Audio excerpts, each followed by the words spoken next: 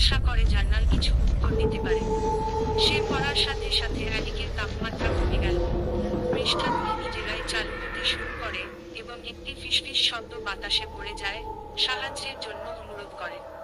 পরের দিন সকালে, সারা এমা এবং জেককে তাদের বিছানা থেকে নিখোঁজ দেখতে পান। আতঙ্কিত হয়ে তিনি বাড়িতে তল্লাশি চালান, কিন্তু তাদের কোনো চিহ্ন পাওয়া যায়নি।